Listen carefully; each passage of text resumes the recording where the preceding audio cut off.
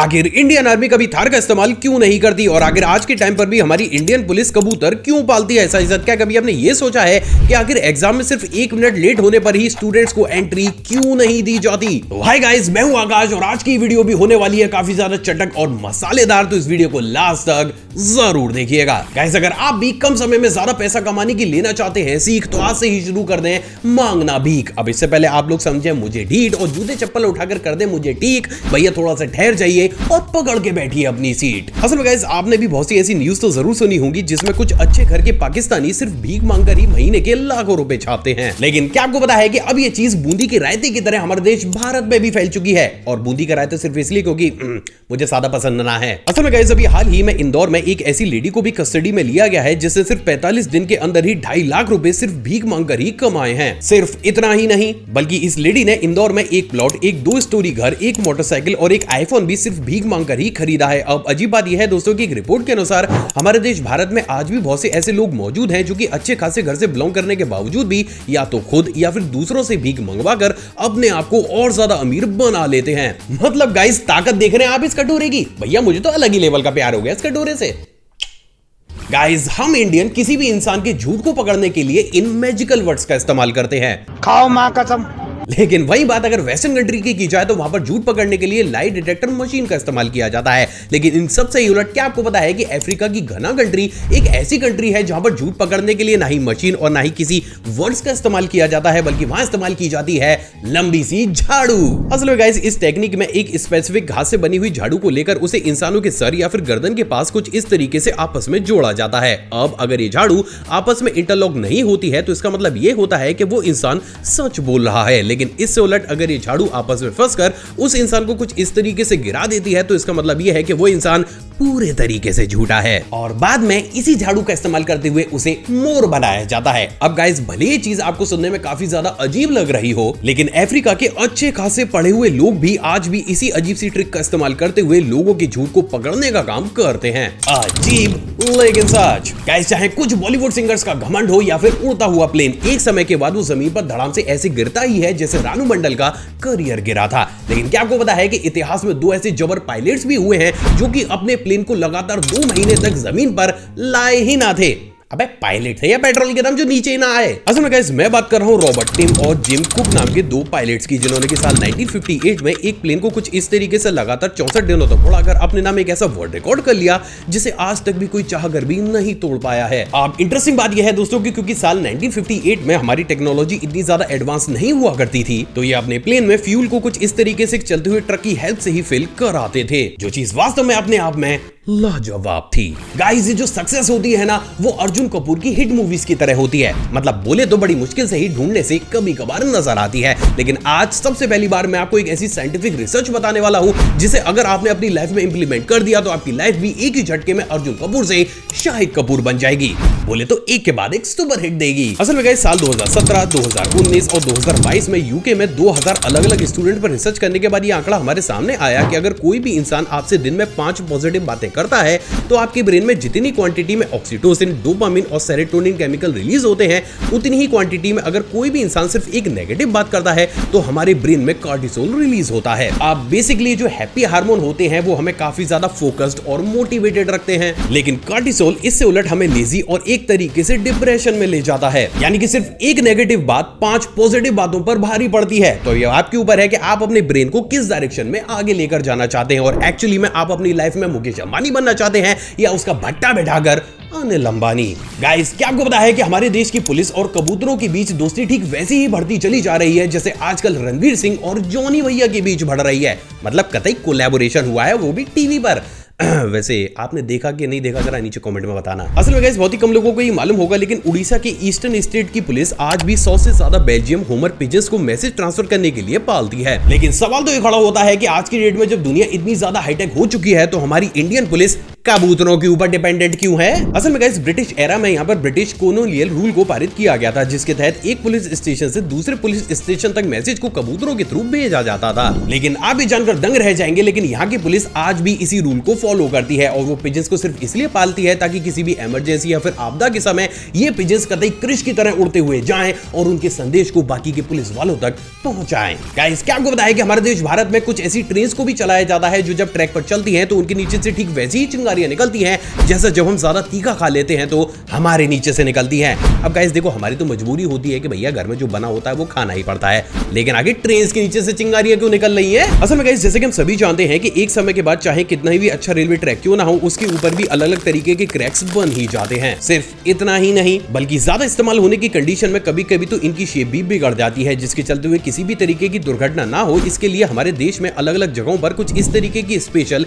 Grinding trains को भी चलाया जाता है, जिसमें लगे हुए ग्राइंडर्स कुछ इस तरीके से चलते हुए रेलवे ट्रैक को ग्राइंड करके उन्हें पहले के जैसा नया बना देते हैं। तो कहने का मतलब सिर्फ यह है बंधुओं कि कभी भी आप ट्रेवल करो और आपको ऐसी ट्रेन दिखाई दे जिसके नीचे से चिंगारियां निकल रही हो, तो हमारे इस भाई की तरह हड़बड़ाहट में सुअर पर बैठकर मत निकल जाना, बल्कि मस्त अपनी जर्नी को एंजॉय करना। गाइस ये वाली रिपोर्ट उन लोगों के दिल, गुर्दे और फेफड़ों को गीला कर देगी जिन्हें गुलाबी गुलाबी कॉटन कैंडी पसंद है। असल में गाइस इस गुलाबी बालों की दुकान कॉटन कैंडी को पौंडीचेरी गवर्नमेंट ने पूरे ही तरीके से बैन कर दिया है। अब ऐसा क्यों किया गया है, चलिए वो समझते हैं। असल में इस जगह पर कॉटन कैंडी का ट्रेंड बहुत तेजी के साथ बढ़ता हुआ चला जा रहा था, जिसके चलते हुए यहाँ की गवर्नमेंट ने इस विचित्र चीज को बनाने के प्रोसेस पर जब नजर डाली तो उनकी आंखें भी बासी दूध की तरह फटी की फटी रह गई। क्योंकि गाइस इन पर जब रिसर्च की गई तो ये बात पूरी तरीके से प्रूफ हो गई कि इन तरीके की चीजों को बनाने के लिए जिस केमिकल का इस्तेमाल किया जाता है उससे हम इंसानों को कैंसर यानी कि कर्क रोग बेहद ही आसानी से हो सकता है, और इसलिए लोगों को सेफ रखने के लिए पौंडीचेरी में कॉटन कैंडी को बेचना और यहाँ तक कि खाने पर भी पूरे तरीके से पाबंदी को लगा दिया गया है। वैसे क्या आप भी इस कॉटन कैंडी के दीवाने हैं? जरा नीचे कमेंट सेक्शन में अपने आकाश भाई को बताइएगा जरूर। नहीं लेकर मैं नहीं आ रहा हूँ, बस ऐसी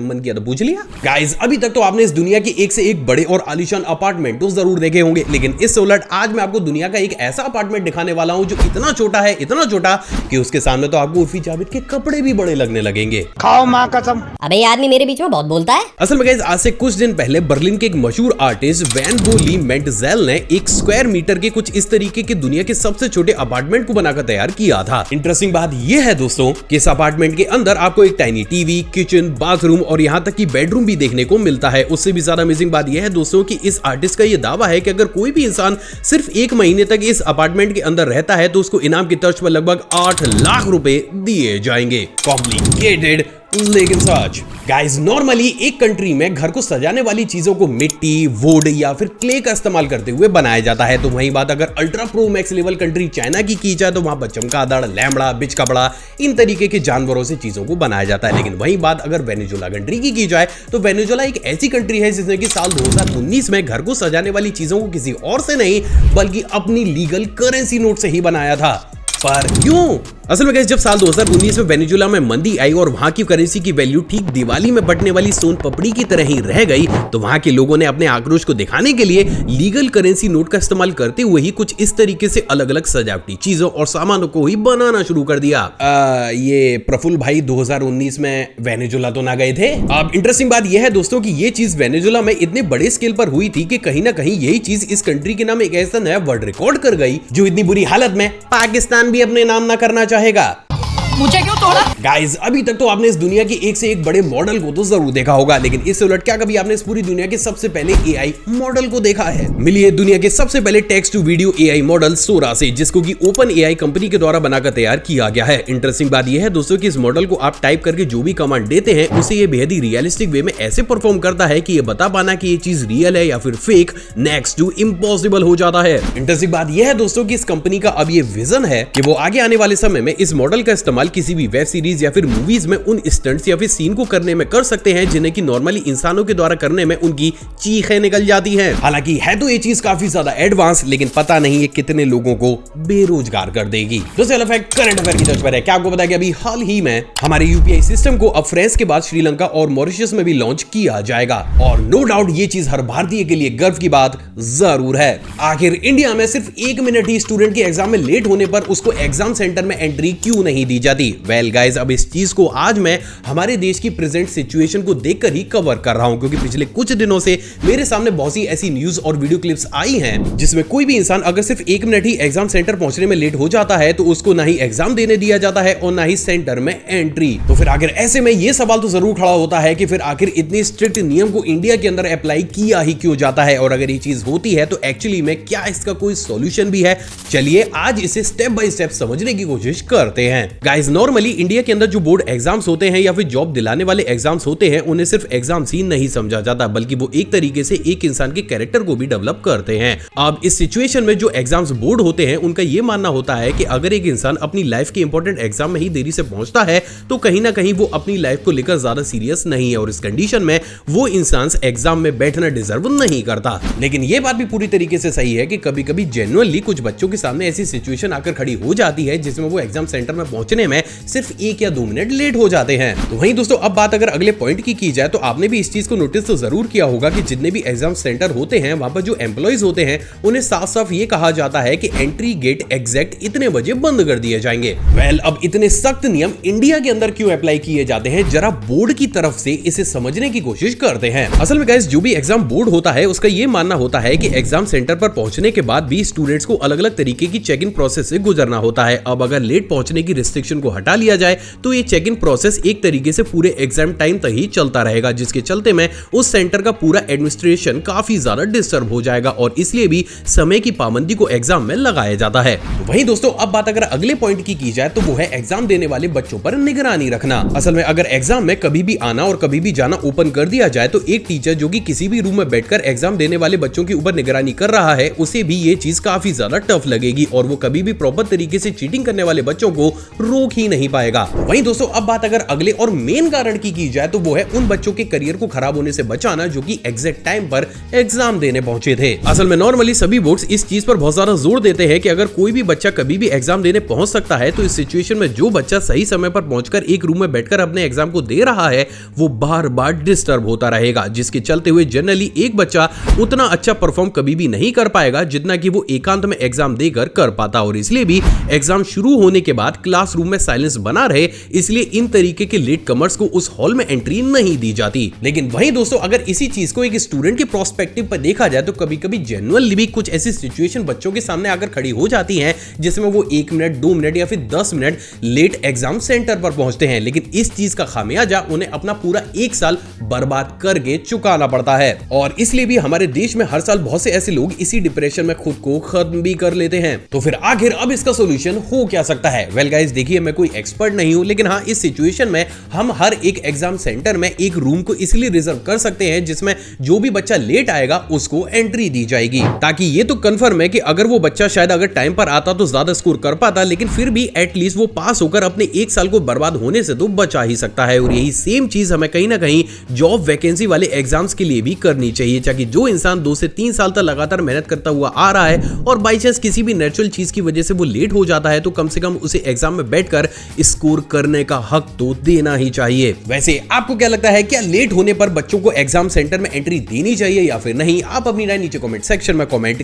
कीजिएगा जरूर। आखिर इंडियन आर्मी कभी थार का इस्तेमाल क्यों नहीं करती? असल में गाइस, आपने भी इस चीज को नोटिस तो जरूर किया होगा कि बात अगर नॉर्मल मार्केट की जाए, जो जहां एक तरफ ऑफ रोडिंग में थार एक तरीके से पूरे ही मार्केट का किंग बनी हुई है, तो वहीं बात अगर मिलिट्री या फिर उनके ऑपरेशंस की जाए तो वो कभी भी इन तरीके की चीजों में थार को प्रेफरेंस तक नहीं देते। तो फिर आखिर ऐसे में ये सवाल तो जरूर खड़ा होता है कि अगर एक गाड़ी की परफॉर्मेंस इतनी ज्यादा शानदार है तो आखिर क्यों हमारे देश की आर्मी उसकी तरफ मुड़कर भी नहीं देखती? असल में गाइस, किसी भी देश की आर्मी किस व्हीकल का इस्तेमाल करेगी इसके पीछे बहुत से फैक्टर्स होते हैं और यही वो सबसे बड़ा कारण भी है जिसके चलते हुए आज की डेट में भी हमारी इंडियन आर्मी थार का यूज करने से कहीं ज्यादा तो मारुति की जिम्नी को प्रेफर करती है। चलिए आज इसे स्टेप बाय स्टेप समझने की कोशिश करते हैं कि एक्चुअली में ये होता ही क्यों है। असल में गाइस, जब साल 1985 में मारुति ने अपनी जिम्नी या फिर जिप्सी को मार्केट में लॉन्च किया था तो वो बुरी तरीके से फेल हो गई, क्योंकि लोगों को ना ही उसका स्ट्रक्चर समझ में आया और ना ही उसकी परफॉर्मेंस। लेकिन जो चीज नॉर्मल इंसानों को पसंद नहीं आई, हमारी इंडियन आर्मी को उसी से ही प्यार हुआ। असल में गाइस, क्योंकि ये कार उस समय इंडिया में आने वाली सभी ऑफ रोडिंग गाड़ियों के कंपैरिजन में काफी ज्यादा हल्की थी, तो इसको चॉपर या फिर हेलीकॉप्टर के थ्रू एक जगह से दूसरी जगह ले जाना काफी ज्यादा आसान हुआ करता था। साथ ही साथ बात अगर इसकी डायमेंशन की भी की जाए तो इस कार की चौड़ाई नॉर्मल कार के कंपैरिजन में काफी ज्यादा कम हुआ करती थी, जिसके चलते हुए बड़े बड़े प्लेस में इनकी क्वांटिटी को ज्यादा हद तक कैरी कर कर पाना काफी ज्यादा आसान हो जाता था। इसके साथ ही क्योंकि इस गाड़ी का वजन काफी ज्यादा हल्का था तो इसकी पेलोड कैपेसिटी भी काफी ज्यादा बढ़ गई। अब क्योंकि हमारी आर्मी की गाड़ियों के लिए पेलोड कैपेसिटी ऑफिशियली 500 किलोग्राम होनी चाहिए और ये कार 600 किलोग्राम की पेलोड कैपेसिटी को ऑफर किया करती थी, तो ये कार अपने आप में हमारी आर्मी के लिए खास है। सिर्फ इतना ही नहीं बल्कि नॉर्मली अगर किसी भी गाड़ी के आप वजन को बढ़ाते हुए चले जाएंगे तो उसकी परफॉर्मेंस उसी हिसाब से कम होती चली जाएगी। लेकिन वही बात अगर जिप्सी या इस जिम्नी की जाए तो क्योंकि इसका अपने आप में ही वजन काफी ज्यादा कम होता है तो 200 किलो के बाद इस कार की परफॉर्मेंस घटने की बजाय और ज्यादा इंप्रूव कर जाती है। अब गाइस क्योंकि ये कार काफी ज्यादा हल्की हुआ करती थी तो किसी भी दलदल या फिर बर्फ में फंसने की सिचुएशन में हमारे आर्मी के जवान अपने आप ही सिंगल हैंड से ही इस गाड़ी को आसानी से निकाल सकते हैं। साथ ही साथ क्योंकि इसकी चौड़ाई भी नॉर्मल ऑफ रोडिंग करने वाली कारों के कंपैरिजन में कम होती है तो इसको बेहद ही कम जगह पर आसानी से टर्न भी किया जा सकता है, जिसके चलते हुए हमारी इंडियन आर्मी कठिन से कठिन परिस्थितियों में भी इस कार का इस्तेमाल करते हुए कहीं पर भी ट्रेवल आसानी से कर सकती है। वहीं दोस्तों अब बात अगर एक और मेन फैक्टर की जाए तो वो है इस कार का इंजन। असल में इसमें बेहद ही बेसिक से 1.0 लीटर के पेट्रोल इंजन का इस्तेमाल किया जाता है। अब क्योंकि पेट्रोल का फ्रीजिंग पॉइंट ही -60 डिग्री सेल्सियस के आसपास होता है तो काफी टफ सिचुएशन में भी ये इंजन काम करना बंद नहीं करता। साथ ही साथ क्योंकि इसको बेहद ही सिंपल वे में बनाया जाता है तो अगर बाई चांस ये गाड़ी खराब भी हो जाती है तो हमारे भारतीय सैनिक खुद ही इसे रिपेयर भी कर पाते हैं। लेकिन वही बात अगर थार या फिर दूसरी ऑफ रोडिंग कार की जाए तो उसमें ना सिर्फ पेट्रोल और डीजल इंजन के कॉम्प्लेक्स वर्जन का इस्तेमाल किया जाता है बल्कि अगर वो इंजन बाई चांस खराब भी हो जाता है तो उसके पार्ट को बदलना या फिर उसको रिपेयर करना भी काफी ज्यादा मुश्किल होता है। और ये भी एक सबसे बड़ा कारण है जिसके चलते हुए जब साल 2018 में मारुति ने इस कार को इंडिया में डिसकंटिन्यू कर दिया तब भी हमारी इंडियन आर्मी ने स्ट्रेट फॉरवर्ड उनसे ये बोला कि भाई हमें नहीं पता लेकिन हमें 3000 और यूनिट इसी गाड़ी के चाहिए ही चाहिए। वहीं दोस्तों अब सब कुछ छोड़ते हुए बात अगर एग्जैक्ट प्रेजेंट डेट की जाए तो प्रेजेंट डेट में भी हमारी इंडियन आर्मी नई और एडवांस थार से कहीं ज्यादा प्रेफरेंस तो मारुति की जिम्नी को देती है। कारण वही साफ है कि क्योंकि गाड़ी काफी ज्यादा लंबी है प्लस इसकी चौड़ाई भी काफी ज्यादा कम है तो इसकी क्वांटिटी को ज्यादा भरकर किसी प्लेन या फिर बोट के थ्रू कहीं पर भी एक्सपोर्ट या फिर इंपोर्ट किया जा सकता है। और यही वो कुछ चुनिंदा ऐसे कारण है जिसके चलते हुए भले ही मार्केट में थार का बोलबाला काफी हद तक बना रहता हो लेकिन हमारी इंडियन आर्मी भैया उसकी तरफ मुड़कर भी नहीं देखती। आई होप दोस्तों आज का एपिसोड आपको पसंद आया होगा और आपने ऑलरेडी इस वीडियो को लाइक कर दिया होगा। मुझसे इंटरेक्शन को बढ़ाना चाहते हैं तो मुझे इंस्टाग्राम पर भी फॉलो कर सकते हैं या फिर कमेंट सेक्शन में आप कमेंट भी कर सकते हैं। एक और फ्रेश कमाल एपिसोड में आप सभी से दोबारा मुलाकात होगी दोस्तों। जय हिंद। और हाँ, जाने से पहले आप इन वीडियोस को भी चेकआउट जरूर कीजिएगा।